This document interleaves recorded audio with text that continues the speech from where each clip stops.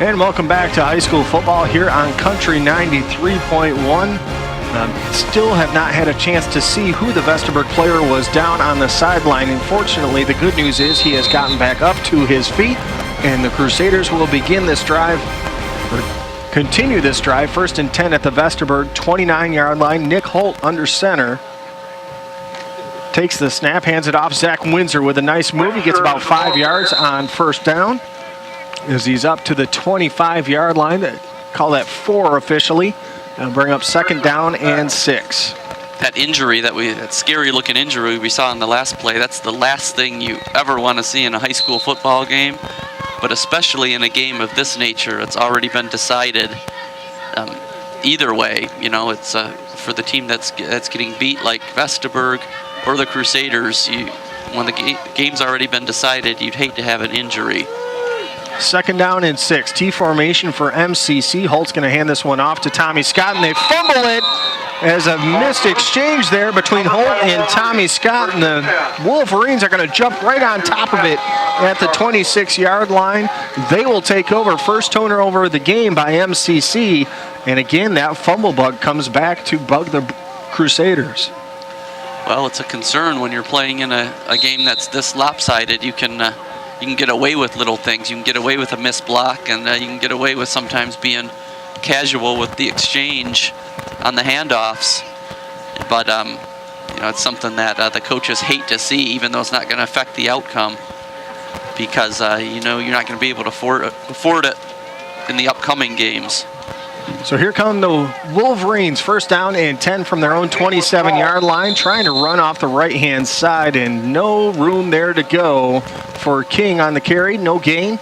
And you can see Coach Mike Holmes kind of moved about 10, 15 yards down the field away from everybody else. The fumbles, it's one thing to fumble if you're getting hit by an opponent, but these self-inflicted fumbles that the Crusaders have had, and we've seen one almost every week where it's just a missed handoff, something like that, those are the ones that are driving him crazy right now. Yeah, against Fruitport, it seemed like the turnovers most of those were caused. I think there was one that was a drop. But yeah, last week there were 2 back-to-back unintentional, or not unintentional, we'll say ones that were just a poor focus by the Crusaders.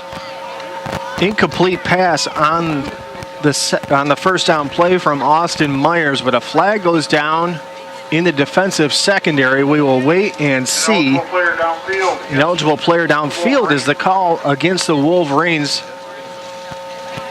See what the Crusaders elect to do here. I think they're going to decline the penalty. We'll wait and see. They are going to decline it. That'll bring up 3rd down, 9 yards to go for the Wolverines. 2nd down. You know, I was noticing before the game, Matt, that our 2 starting inside linebackers, Lamar Jordan and Phil Mesker. Mesker's on the sidelines right now, but their helmets are almost completely devoid of gold paint on the front from so many hits. And I think it's a badge of honor for them how much of the gold paint has been jarred off because of hits they've made. Handoff to Benavidez going up the middle, and he goes nowhere as he's actually dropped for a yard loss. Lamar Jordan in on the tackle. Now this should be 4th down. I don't know why it says 3rd on the sideline, but they ran a play. 4th on the scoreboard, 3rd on the sidelines. They ran a running play for no gain, maybe a yard gain. They ran an incomplete pass. That was 2nd down. That run was 3rd down. According to my math, this is 4th down, but I guess we'll wait and see if they get a 5-down series here. Myers under center. He's got a T lined up behind him. The old Colorado Bill McCartney, five downs. Myers is going to keep this one. He's going to be chased out of bounds by Lamar Jordan at the 34-yard line, so a gain of about 6 yards. And we will see. That should be Crusader ball. Now the officials are going to try and figure this one out. There's going to be a little consultation because the sideline says 4th down. The official on the Crusader sideline said it's MCC ball, and I agree with him.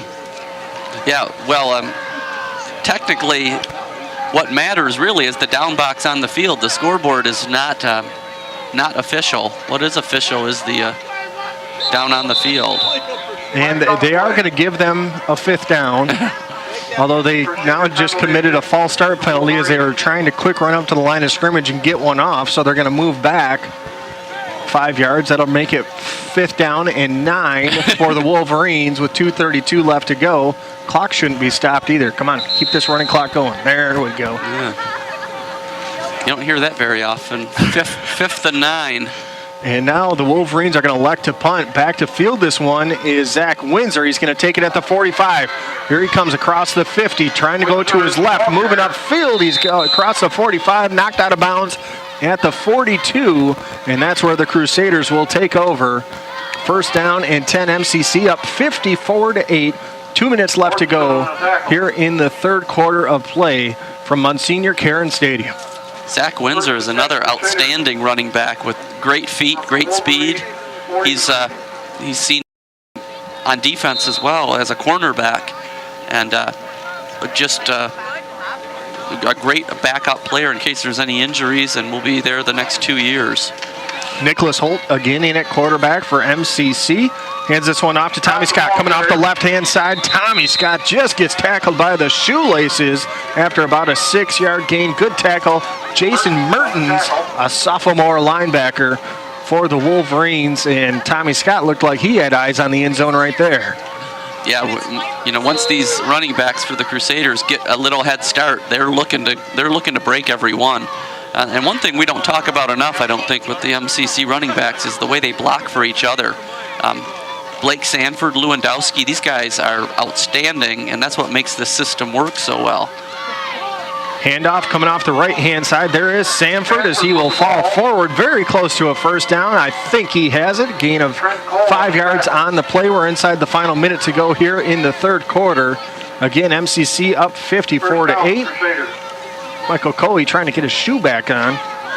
Looking like Denard Robinson out there.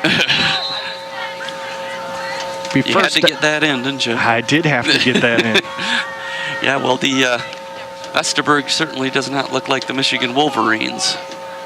No, but I think they got the right foundation in place. Holt under center. Fakes the handoff. Fakes the option. He's going to keep this one himself, going up the middle. Knocks a man over. And very close to a 1st down as he is down to the 22-yard line. Good run by Nick Holt there and give him the 1st down on the play. Gain of 11. Yeah, just the Crusader fans who may not have gotten out to games should know that this Nick Holt, a sophomore, is tall. He's over 6 feet tall. He's an outstanding pitcher on the baseball team. He's going to give us a dual threat quarterback for 2 years because he can really throw the ball as well as run. And you could see right there, if you were here in Monsignor Karen Stadium, he's not afraid to lower his shoulder and bring down the boom on someone either. Into the 3rd quarter, Muskegon Catholic Central adds a touchdown to their lead. They have a 54-8 lead. As we will head to the 4th quarter, we'll take a quick break and be back with more here on Country 93.1.